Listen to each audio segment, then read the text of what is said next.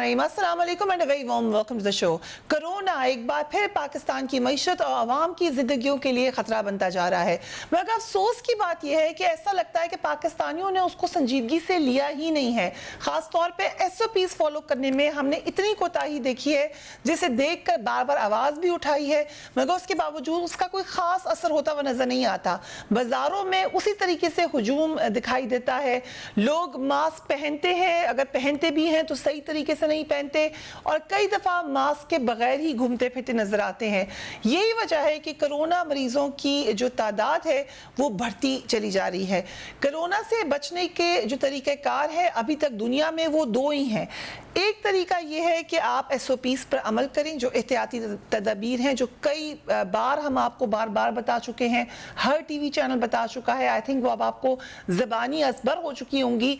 उनको फॉलो कर लें, सोशल डिस्टेंसिंग कर लें, ख्याल कर लें, जहाँ जाना ज़रूरी नहीं है वहाँ मत जाएं, ज़्यादा घुले मिले नहीं। ये बेसिक तरीका है। दूसरा तरीका ये है कि वैक्सीनेशन करवा लें। आप देखें बड़े बड़े ममालिक में, ख़ासतौर पर अमरीका बड़ी हैवीली वो अपने लोगों को वैक्सीनेट कर रहे हैं। दीगर ममालिक में जोर है वैक्सीनेशन में, मगर बदकिस्मती से पाकिस्तान का शुमार उन ममालिक में नहीं आता। अगरचे यहाँ पे वैक्सीनेशन शुरू हो चुकी है, मगर इस कदर सुस्त रवि से है कि अगर बहुत तेज नंबर में भी आप ये वैक्सीनेशन एकदम बढ़ा दें, फिर भी अगले साल या उसके बाद वाले साल तक आप एक substantial number of vaccinated people नहीं अचीव कर सकते। ये आप मैथ करके देख लें, आपको समझ आ जाएगी। तो फिर एक ही तरीका हमारे पास बचता है और वो ये है कि आप एहतियाती तदाबीर को अपनाएं। मगर क्या वजह है कि अब इस बीमारी को आए हुए इतना अरसा गुजर चुका है, इसकी तबाहकारियां हम देख चुके हैं, मगर वो संजीदगी लोगों में नजर नहीं आती। इसीलिए डॉक्टर फैसल सुल्तान ने क्या कहा, लेट्स वॉच हिम। 2021 के पहले निस्फ में, यानी फर्स्ट हाफ में, यानी जून 2021 के आखिर तक हम या रिसीव कर चुके होंगे या एक्सपेक्ट कर रहे हैं, मुतवक्के है कि तकरीबन 19 मिलियन डोजेज़, 19 मिलियन से ज़्यादा डोजेज़ जो हैं वो हासिल हो जाएंगी। इन टोटल अगर मैं आपको बताऊं तो अब तक हम तकरीबन 30 मिलियन डोजेज़ यानी 3 करोड़ डोजेज़ के डील्स जो हैं वो साइन कर चुके हुए हैं। पाकिस्तान में कोरोना की सूरत हाल क्या है, इस बारे में सरकारी आदाद शुमार पर निगाह डालते हैं। पाकिस्तान में हर रोज तकरीबन 4,500 कोरोना के नए मरीज सामने आ रहे हैं। रोजाना कोरोना से मरने वालों की तादाद 100 से जायद है। कोरोना फैलने की शरह में भी इजाफा हो रहा है। इन्फेक्शन रेट 9.1 तक पहुंच चुका। पाकिस्तान में मजमूई अमवात की तादाद 18,500 के करीब पहुंच चुकी है। मुल्क में रोजाना 45,000 अफराद कोरोना टेस्ट के लिए आ रहे हैं। इस पे आज हम बात करेंगे। I start with you doctor Javed Akram, thank you so much for joining us on the programme. ये जो वैक्सीनेशन है उस हवाले से आपको क्या लगता है कि किस वक्त तक हम समझेंगे कि हम एक अच्छा नंबर हमारे लोगों का वैक्सीनेट हो चुका है और अब हम शायद कोरोना से बचत कर पाएँ? थैंक यू सो मच फरिया। देखें, जो हमारा टारगेट है, हम अल्हम्दुलिल्लाह कह सकते हैं कि दुनिया की बहुत बड़े मुल्कों में शुमार होते हैं और potentially after 30 years will be the 3rd largest country in the world. India will become the most populous, फिर चाइना, फिर पाकिस्तान। अब ये बहुत बड़ा मुल्क है और बहुत बड़ी पॉपुलेशन है और जो टारगेट है वो ये है कि 75% आबादी जो है उसको वैक्सीनेट किया जाए, तो तब आप हर्ड इम्यूनिटी का सोच सकते हैं, जो कि कुछ मुल्क अब अचीव कर चुके हैं। जो छोटे मुल्क हैं लाइक इज़राइल और UK, जो हमसे आधी आबादी है, वो भी ऑलमोस्ट 60% से ज़्यादा कर चुका है। और अच्छी चीज़ ये है कि जो इस तरफ मुल्क चल पड़े हैं कि उन्होंने पूरे रिसोर्सेज अपने एलोकेट इस तरफ किए हैं, अब उनकी तकरीबन SOPs की उनकी ज़रूरत नहीं रही। और इसकी एक एग्जाम्पल चाइना है, जिसने कल वुहान के शहर में बहुत बड़ा फंक्शन किया और विदाउट मास्क किया और कोई उनकी कोई स्प्रेड नहीं, कोई ऐसी चीज़ नहीं है। तो हमारे पास सक्सेस स्टोरीज हैं। तो लेकिन हमारा क्योंकि 15.5 करोड़ डोजेज लगेंगी तो हम ये उम्मीद कर सकते हैं कि हर्ड इम्यूनिटी क्रिएट होगी। हर्ड इम्यूनिटी का एक तो फ़ायदा इंडिविजुअल्स को है, अगर मैं वैक्सीन लगाऊंगा तो जाहिर है मुझे बीमारी तो हो सकती है फिर भी, लेकिन सीरियस बीमारी का चांस बहुत कम होगा। लेकिन उसका उन लोगों को भी फ़ायदा होगा। जिनको वैक्सीन नहीं लगी या नहीं लग सकती, छोटे बच्चे हुआ, हामला ख़वातीन, वो औरतें जो माएँ दूध पिला रही हैं, या कैंसर के मरीज़, या कुछ ऐसे लोग जो हुआ लेफ्ट बिहाइंड, तो जब आपकी लोकल ट्रांसमिशन रुकेगी तो आपको फ़ायदा होगा। लेकिन यहाँ मैं ये ज़रूर एक कॉशन कहूँगा कि कोई मैजिक बुलेट नहीं है वैक्सीन। नंबर एक तो हमारे पास कोई दुनिया की ऐसी वैक्सीन नहीं है, चाहे वो मैसेंजर आरएनए है या सब यूनिट वैक्सीन है, कोई भी वैक्सीन है जो 100% मुवस्सर हो। तकरीबन 55 से 60% से 90% तक ये मुवस्सर हैं, और मुवस्सर भी इस चीज़ में हैं कि सीरियस बीमारी से बचाती हैं, बीमारी से इतना मुवस्सर नहीं है कि बचाएं। आपको डेथ का ख़तरा टाल देती हैं, और आपको हॉस्पिटलाइजेशन की ज़रूरत नहीं पड़ती, वेंटिलेटर की ज़रूरत नहीं पड़ती, ऑक्सीजन की। और ये भी अल्लाह का बहुत बड़ी देन है कि अल्लाह ने इसमें ऐसी शफा रखी है, ऐसी बीमारी में जिसमें शरह अमवात भी बढ़ती जा रही है, जिसकी वायरस में म्यूटेशंस भी आती जा रही हैं और वेरिएशंस भी आती जा रही हैं। तो मैं समझता हूँ कि हमें भरपूर सपोर्ट करनी चाहिए गवर्नमेंट को कि ज़्यादा से ज़्यादा लोग देखें। गवर्नमेंट ने तो डिमांड एंड सप्लाई देखनी है, लेकिन हमारा अभी भी रवैया ये है कि बहुत सारे लोग डिनाइल मोड में हैं, they do not want to get vaccinated. उनके अबहाम हैं, सोशल मीडिया अनफॉर्चुनेटली जो बेलगाम है वो बहुत ज़्यादा अफवाहें फैला रहा है, और ये हमारे दुश्मन लोग, चाहे वो मुल्क हैं या हमारी कोई एजेंसियाँ हैं, जो दुश्मन एजेंसियाँ हैं, वो मेक श्योर कर रही हैं कि इसको भी कंट्रोवर्शियल बनाया जाए, और बहुत हद तक वो कामयाब भी हो गई, because perceptions are sometimes stronger than reality, और यही वैक्सीन प्रोग्राम्स के साथ हो रहा है। राइट। तो जैसे हम अभी भी देखें, एक वो मुल्क हैं जो स्ट्रगल कर रहा है विद पोलियो वैक्सीन, तो अल्लाह ना करे कि ऐसा हम यहाँ भी हो सके। आप जैसे एंकर्स, आप जैसे रोल मॉडल्स ही इसको डिस्पेल कर सकते हैं। Thank you so much for that sir. Doctor Shamal Daud, एक आप लोगों से मिल रहे हैं, लोगों की कंसर्न्स आपके पास आ रहे होंगे, मोस्टली क्या कंसर्न्स लोगों को ज़्यादा हैं वैक्सीन के हवाले से? जी बहुत शुक्रिया। पहली बात तो ये कि बहुत पढ़े लिखे समझदार लोग भी रब्ता करते हैं, और वो फिर दोबारा से चेक करते हैं कि डॉक्टर साहब क्या हम वैक्सीन लगवा लें, तो फिर उनको हम यही कहते हैं कि भाई आप तो खुद समझदार हैं।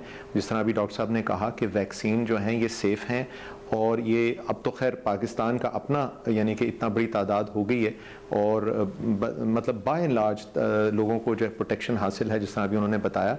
और जो चीज़ आज समझने की है कि पूरी दुनिया में इस वक्त एशिया में सबसे ज़्यादा केसेस की तादाद बढ़ रही है, और एशिया के अंदर जो इंतहाई यानी कि जो क्रिटिकल पेशेंट्स हैं, जिनको आप कह लें कि जिनको आईसीयू की ज़रूरत है या ऑक्सीजन बेड्स की ज़रूरत है या सीवियर इल हैं इस कोविड से, उसमें पाकिस्तान तीसरे नंबर पे आ रहा है। हमारी तादाद बढ़ती जा रही है।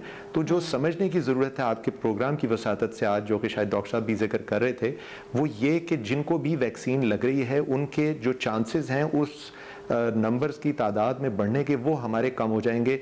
उन अशखास को अगर खुदा न खास्ता अगर लाहक हो भी जाता है कोविड, तो उनको सिवेरिटी से बच जाएंगे, और खुदा न खास्ता अमवात जो हैं उनसे हम बच जाएंगे। तो वैक्सीनेशन किसी भी कंपनी की हो, किसी भी तरह की उसकी प्रोडक्शन हो, चाहे जो पाकिस्तान में अवेलेबल हैं, साइनोवैक है, साइनोफार्म है, कैन साइनो है या अब स्पुतनिक है, कोई भी मैसर हो किसी को भी, हुकूमत की तरफ से हो, प्राइवेटली हो, तो वो लगवाना जो है वो बहुत ज़रूरी है। और उसके अंदर मासवाए चंद लोगों के जिनके अंदर कुछ प्रिकॉशंस लेने की ज़रूरत है, और वो उस तरह के मरीज़ हो सकते हैं जिनका कोई पेवंदकारी हुई है, या कोई उनका कोई ऑर्गन ट्रांसप्लांट हुआ है, या ऐसी दवाइयाँ मिल रही हैं जिससे इम्यूनो यानी कि उनकी इम्यूनिटी जो है वो सप्रेस की गई है। उसके अलावा ज़्यादातर लोगों को जो है इजाज़त है कि वो लगवा सकते हैं। 18 साल से ज़्यादा जो भी लोग हैं और जो मैसर हो, तो उसको फौरी तौर पे लगवाना, यही एक हमारा एक कह लें तदबीर है इससे बचने की। Right. So I come to you doctor Qaiser Sajjad. Vaccination के अलावा फिर एक और तरीक़ाकार ये है कि आप SOPs पर फॉलो करें। वो क्या वजह है कि उधर हम नहीं लोगों में उतनी संजीदगी देख रहे हैं, और वो किसी वक्त भी नहीं आई कि हम देखें कि जैसे दूसरे ममालिक ने बहुत स्ट्रिक्ट SOPs इम्प्लीमेंट करवाई, पाकिस्तान में वैसा नहीं हो सका। बिस्मिल्लाहिर्रहमानिर्रहीम, बहुत शुक्रिया आपका। देखिए, मैं समझता हूँ कि डे 1 से पाकिस्तान में लोगों ने SOPs को फॉलो नहीं किया, और ना ही पाकिस्तान में हुकूमत ने SOPs पे अमल दरामद कराया। ये थोड़ी सी अनफॉर्चुनेट बात है और कुछ जैसे पूरी दुनिया में है, पाकिस्तान में भी मिसकंसेप्शन जिस तरह का है यहाँ पे, उसकी वजह है बहुत सारे लोग बहुत कैटेगरी के हैं। कुछ लोग बहुत ज़्यादा खाइफ हैं कि कोरोना बहुत ख़तरनाक चीज़ है और बहुत ही परेशान कुन है, तो वो बहुत ज़्यादा एहतियात करते हैं, बाहर नहीं निकलते हैं, घर पे बैठे हुए हैं। एक तबका ये है, एक तबका है जो निकलता है और समझता है कि कोरोना है, कोई बीमारी वबा है और उसके लिए एहतियाती तदाबीर वो अपनाते हैं, मास्क भी लगाते हैं और जो भी बताया जाता है SOPs के मुतालिक वो उस पर अमल करते हैं। और एक तबका हमारे यहाँ वो है जो कि ये कहता है कि कोरोना कुछ भी नहीं है, ये सब बकवास है, ये एक कॉन्स्पिरेसी है और इससे कुछ भी नहीं होता, और वो एक रत्ती बराबर भी उस पर अमल नहीं करते हैं SOPs पे, और ना ही वो मास्क लगाते हैं। अगर ज़बरदस्ती कहीं जाना पड़ गया उनको किसी बैंक में या किसी ऐसी जगह जहाँ पे लाजिम है कि आप मास्क पहन के अंदर जाएंगे, तो वो मास्क पहन लेते हैं, अंदर जाके फिर हटा देते हैं, फिर कोई बोलता है तो फिर लगा लेते हैं। तो इस तरह की सूरत हाल है और इसकी वजह सिर्फ ये है कि देखिए दुनिया में जिन ममालिक ने अपने मुल्क से कोरोना का खात्मा किया या बहुत हद तक कंट्रोल किया, उन्होंने बड़ी सख्ती की है उनके हुक्मरान ने, और बहुत ही हेवी फाइन किए हैं, बहुत अच्छी खासी जुर्माने किए गए हैं। लोगों में डिटरेंस रहा है, लोग डरते थे, खौफ खाते हैं कि जी हम अगर मास्क नहीं लगाएंगे तो हम पे इतना फाइन, इतने डॉलर का फाइन हो जाएगा। पाकिस्तान में नहीं हुआ, हम कहते रहे, और अगर शुरू भी किया हुकूमत ने तो एक दिन बड़ा एक खबर हमने सुनी जिस पे ये कहा गया कि जो मास्क नहीं लगाएगा उसको 100 रुपए का फाइन किया जाएगा और 5 या 3 मास्क भी दिए जाएंगे। तो ये तो कोई बात नहीं हुई, इस तरह का तो एक मजाक है फाइन का, और तो इस तरह से इम्प्लीमेंटेशन नहीं कराई जाती है। इम्प्लीमेंटेशन होती है, लोगों में खौफ होता है कि अगर मैं मास्क नहीं पहनूंगा तो कम से कम 10,000 का मुझ पे फाइन होगा, कम से कम गरीब आदमी पे। तो मैं समझता हूँ कि फिर वो जो है वो SOPs पे लोग फॉलो करेंगे, लेकिन अनफॉर्चुनेटली पाकिस्तान में नहीं हुआ। दूसरी बात ये है कि लोगों के जहनों में जो मिसकंसेप्शन है उसको भी दूर नहीं किया गया। अभी मैं रिसेंटली 2 दिन पहले की बात है, मैं गाड़ी चला रहा था, बहुत 3-4 ट्रैफिक पुलिस वाले खड़े थे, उनमें से 4 लोगों ने लगाया हुआ था, एक ने मास्क नहीं लगाया हुआ था। मैंने उससे पूछा भाई आपने मास्क क्यों नहीं लगाया? उसने कहा सर मेरा रोजा है और रोजेदार को कोरोना कुछ नहीं करता। तो जहां पर इस तरह की बातें होंगी तो वहां आप समझ जाएं कि हमारे लिए बड़ा मुश्किल होगा। इसका सिर्फ और सिर्फ एक ही हल है, और मैं समझता हूं कि ये बीमारी, खासकर ये जो वेरिएंट की बात हो रही है, UK वेरिएंट और साउथ अफ्रीकन और ब्राजीलियन वेरिएंट, ये बहुत तेजी से फैलता है। इनकी सलाहियत ये होती है कि ये बहुत तेजी से एक इंसान में दूसरे इंसान में फैलता है। इसके फैलाव को रोकना पड़ेगा, चाहे आवाम समझ जाए या हुकूमत इस पे सख्ती से अमल करे। और इसके अमल करने का तरीका यही है कि लोगों की मूवमेंट को रोका जाए। लोगों की जितनी मूवमेंट कम होगी उतना इसका फैलाव कम होगा, और उसका सिर्फ एक आंसर है, उसका एक सोल्यूशन है कि आपको कंप्लीट लॉकडाउन करना पड़ेगा। जिन शहरों में बहुत ज्यादा केसेस आ रहे हैं उनको फौरी तौर पे लॉकडाउन किया जाए। कोरोना में क्या क्या एहतियाती तदबीर चाहिए, इस पर बात करेंगे right after break. And welcome back. Doctor Javed Akram, ये जो पहली वेव थी, सेकंड वेव थी और अब हम थर्ड वेव में हैं, इनमें क्या फ़र्क है? क्यों लग रहा है कि ये वेव, क्योंकि हाईएस्ट नंबर ऑफ कैजुअल्टीज भी हमने देखी, वेंटिलेटर्स भी पहले से बहुत ज़्यादा हो गए, इस दफ़ा क्या फ़र्क है पिछली वेव से? देखें, एक तो सबसे बड़ा फ़र्क ये आ रहा है, जैसे शुमाइल दाऊद साहब ने भी यही कहा कि जो इसका एपी सेंटर है, खासकर जो हॉटस्पॉट है, वो शिफ्ट हो गया है। देखें, यूरोप से, अमेरिका से ये अब साउथ ईस्ट एशिया में आ गया है, और साउथ ईस्ट एशिया वो वल्नरेबल खित्ता है जहाँ पे भारत आपको पता है हमारे नेक्स्ट डोर, और ये दुनिया में उन ममालिक में चला गया जहाँ पे इस वक्त ट्रांसमिशन हाईएस्ट है। तो we are just next door, और हम इतना बड़ा बॉर्डर शेयर कर रहे हैं। और फिर UAE एक ऐसा स्पॉट है जहाँ इंडियन पॉपुलेशन और पाकिस्तानी पॉपुलेशन पॉपुलेशन मिक्स होती है एयरपोर्ट से लेके हर जगह पे, तो इसलिए we are very very much vulnerable. और दूसरा ये हुआ कि देखें कुछ अच्छी चीज़ें भी हुई कि पहले एज ए डॉक्टर हमें नहीं पता था कि कोरोना में क्या काम करता है क्या नहीं काम करता, हमें ये भी नहीं पता था कि ये किस तरह ट्रांसमिट होता है।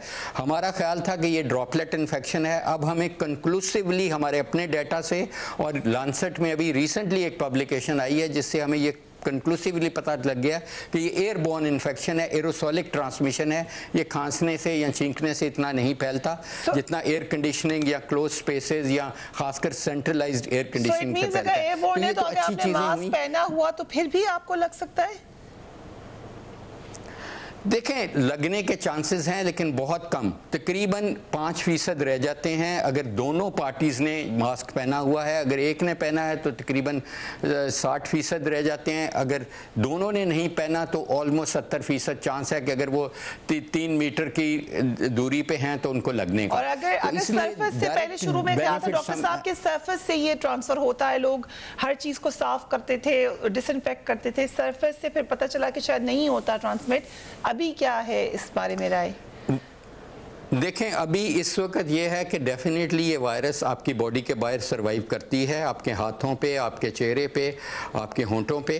तो इसीलिए ये कहा जाता है कि आप अपने चेहरे को हाथ नहीं लगाएं और मास्क का बहुत ज़्यादा एम्फेसिस बढ़ गया है। दूसरा जो एम्फेसिस हमारा बढ़ा है अपनी इम्यूनिटी का, स्पेशली हमारी मेरी अपनी स्टडीज़ और हमारी यूनिवर्सिटी की स्टडीज़ हैं कि पाकिस्तानी इसके तकरीबन 80% के विटामिन डी लेवल कम है।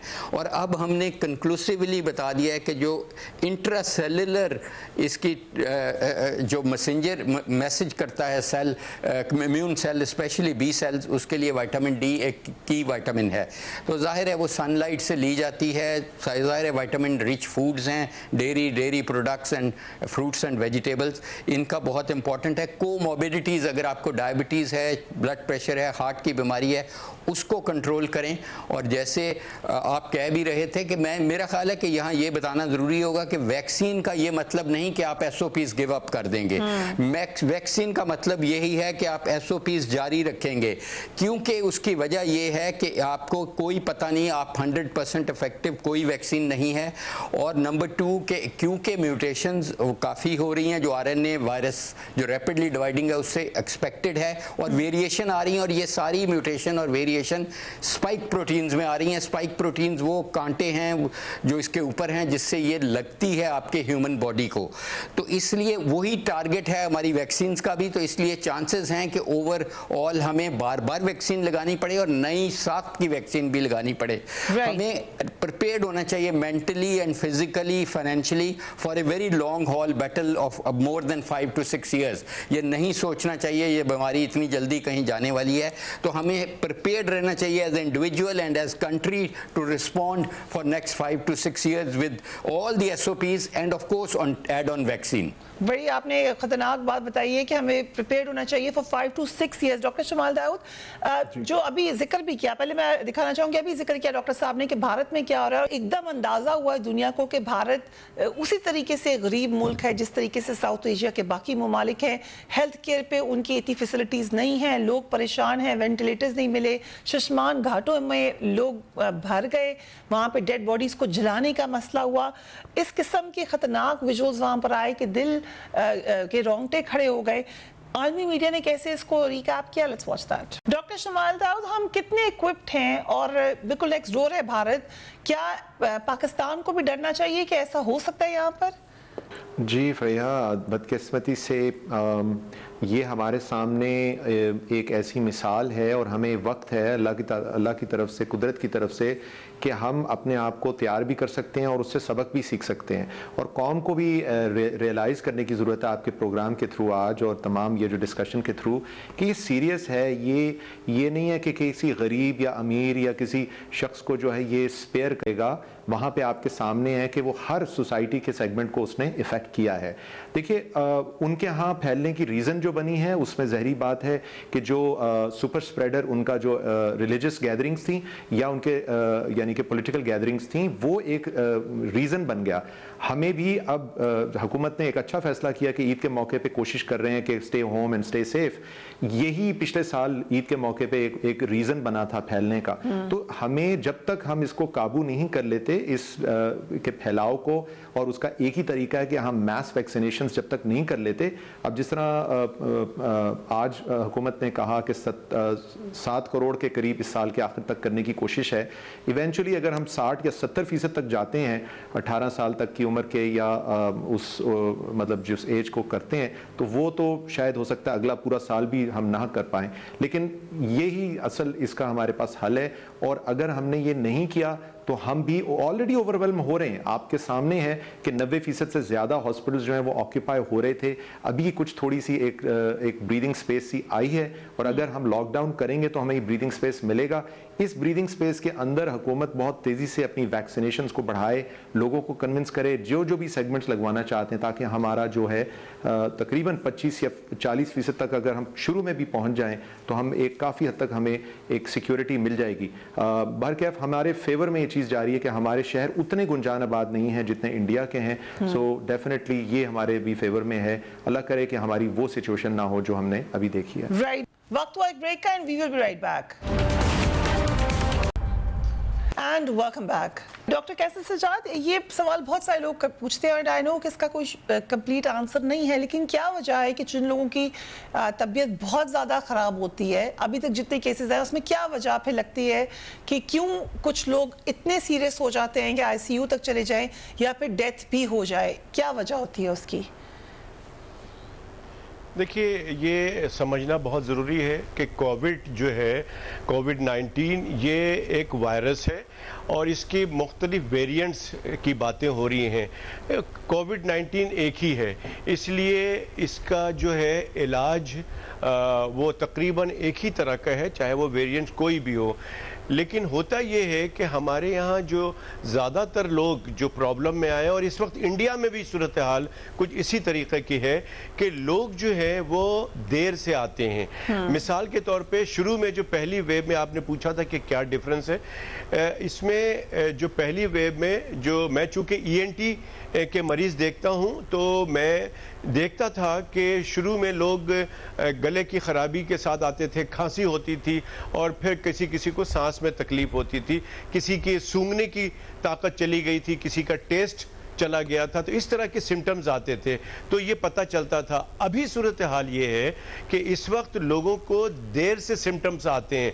शुरू में नज़ला ज़ुकाम हुआ, लोग यहाँ पे नज़ला ज़ुकाम को ज़्यादा लिफ्ट नहीं कराते हैं, लेकिन जब खांसी होनी शुरू हो जाती है या खांसी बढ़ जाती है और फिर आहिस्ता आहिस्ता सांस लेने में तकलीफ़ होती है, फिर लोग हस्पताल जाते हैं। और जब हस्पताल में डॉक्टर्स कहते हैं कि जी आपके एक्सरे के अंदर तो प्रॉब्लम आ रही है, आपके फेफड़े में इन्फेक्शन ज़्यादा है, कोरोना वायरस है, तो लोग उसकी मशवरे पे अमल नहीं करते हैं, एडमिशन नहीं करते, और फिर वापस घर चले जाते हैं और दूसरे तरीक़े में या कोई और सॉल्यूशन ढूंढते हैं, जिसकी वजह से उनके अंदर इस बीमारी का जो लाइफ लाइन है वो फारिया ऑक्सीजन है। ऑक्सीजन बहुत इंपॉर्टेंट इस बीमारी का किरदार है और वही किलर भी है। अगर आपको ऑक्सीजन का पता चल जाए कि आपके जिस्म में ऑक्सीजन कम हो रही है और वक्त पे आप हॉस्पिटल पहुंच जाएं, तो आपकी जान बच सकती है। पाकिस्तान में या दुनिया में कहीं पर भी ज़्यादातर लोग जो हैं वो अपनी गफलत की वजह से इंतकाल कर गए हैं, जो कि देर से हॉस्पिटल पहुंचे, जब उनको पता लगा कि अब तो बहुत ज़्यादा सांस में तकलीफ हो रही है, और जब हॉस्पिटल पहुंचे तो उनको बेड नहीं मिला, उनको हॉस्पिटल में ऑक्सीजन नहीं मिला, जो इस वक्त सूरत हाल इंडिया की है। इंडिया हमसे बहुत स्ट्रॉन्ग उनका हेल्थ का निज़ाम है। हम दुआ करते हैं कि अल्लाह ताला इंडिया में जो इस वक्त हमारे लोग जो परेशान है, इंडिया के लोग, वो अल्लाह ताला उनकी भी मुसीबत आसान करे, और हमारे यहाँ अल्लाह ना करे कि उसका थोड़ा सा भी जो है हमारे पास यहाँ पर उसका आए, क्योंकि हमारा तो हेल्थ का निज़ाम ही बड़ा कमज़ोर है। अगर खुदा ना खास्ता हमारे पास थोड़ा सा भी लोड बढ़ेगा तो आप यकीन करें कि अस्पताल के बाहर उससे ज़्यादा रश होगा, हमारे पास ऑक्सीजन का और दूसरी चीज़ों का बड़ा मसला बन सकेगा। और ये वो वाली बात हो जाएगी कि सप्लाई और डिमांड की बात हो जाएगी। सो अगेन डॉक्टर साहब की बात ज़्यादा आएंगे, गौर से सुनिए और इम्प्लीमेंट कीजिए, क्योंकि ये मत समझिए कि ये भारत में हो रहा है और हमारे साथ नहीं हो सकता। खुदा ना खास्ता अगर हमने एहतियात ना की तो इससे ज्यादा बुरा हो सकता है।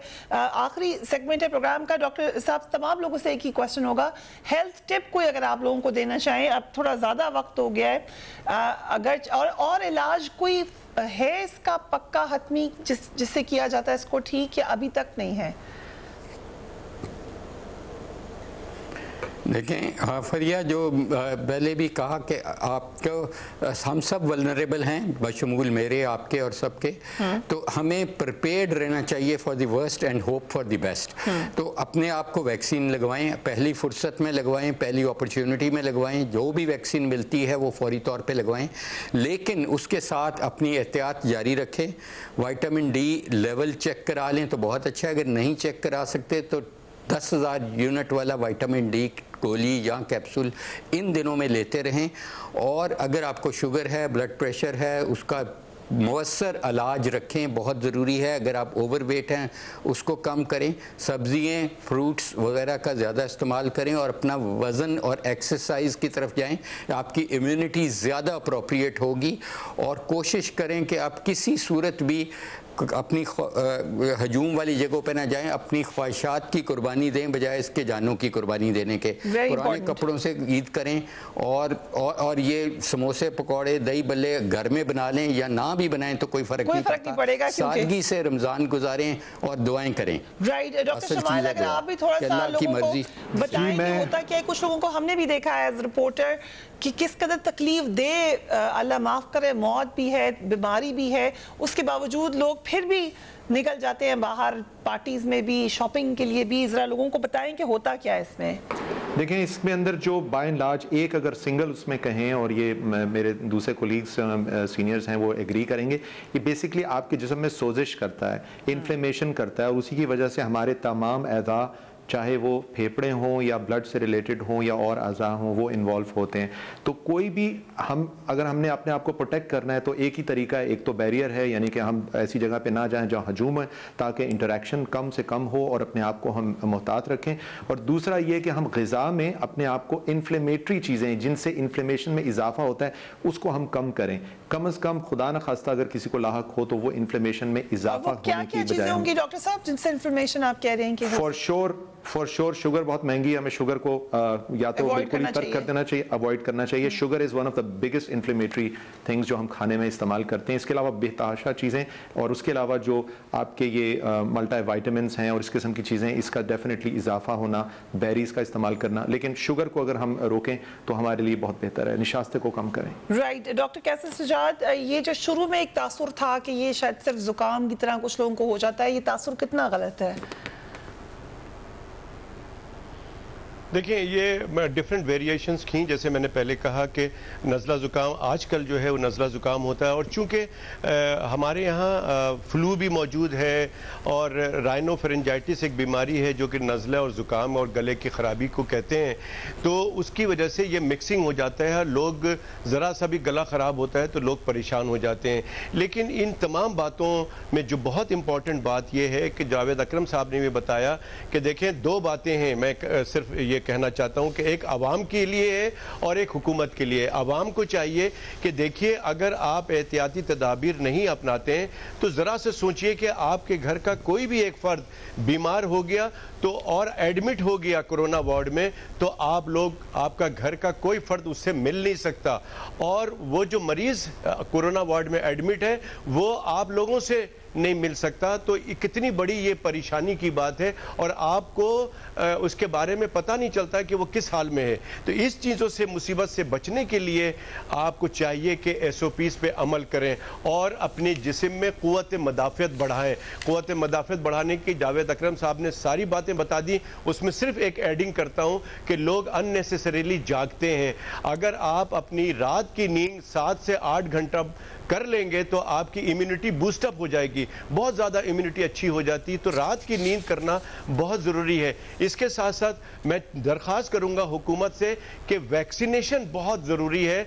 आवाम को चाहिए कि वैक्सीनेट अपने आप को कराएं, लेकिन हुकूमत को चाहिए कि वैक्सीनेशन का अमल बहुत तेज़ करें, वरना 2028 तक भी हमारे लोग वैक्सीनेट नहीं होंगे। और वैक्सीनेट का अमल बहुत आसान बना दिए जाए, फैसिलिटेट करें। सिर्फ शनाख्ती कार्ड दिखाकर लोग जो है वो अपने आप को वैक्सीनेट करा लें, इस तरह का कोई सिस्टम बनाएं और एज लिमिट ख़त्म करें। जितनी जल्दी हम आवाम को वैक्सीनेट करेंगे उतनी जल्दी हम कोरोना से निजात हासिल करेंगे, अपने मुल्क से में कोरोना को भगाएंगे। तो ये दो चीज़ों पे अमल करें तो मैं very helpful information from all of you gentleman, thank you so much. आज हम आपके सामने 3 फ्रंटलाइन वॉरियर्स लेकर आए हैं जो कि कोरोना में मुसलसल आप लोगों को आगाही भी देते रहे हैं, आप लोगों का ख्याल भी रखते रहे हैं। इस तरीके के बहुत सारे लोग हैं जो यकीनन इस बीमारी में आगे बढ़कर इसका मुकाबला कर रहे हैं। उनकी खिदमात को ज़रूर सराहिए, मगर आपकी थोड़ी सी एहतियात से अगर आप उनका प्रेशर कम कर सकते हैं, अपनी ज़िंदगी को आसान बना सकते हैं, हुकूमत की मदद कर सकते हैं। क्योंकि हुकूमत को ब्लेम करना आसान होता है, मगर अकेली हुकूमत कुछ नहीं कर सकती जब तक लोग उनका साथ ना दें। ये तमाम जिम्मेदारी आपकी है। आज खास तौर पे हमने तमाम सियासी मामलात को बलाए ताक रखा, तमाम डेवलपमेंट्स को भूल कर आज हम इधर बैठे हैं इस अहम मसले पर, क्योंकि जिन जिन खानदानों पे गुजरी अगर आप उनसे पूछें तो आपको पता चलेगा कि कोरोना कितनी तल्ख हकीकत है इस नई दुनिया की। अपने और अपने घर वालों का ख्याल रखिए। अल्लाह हाफिज।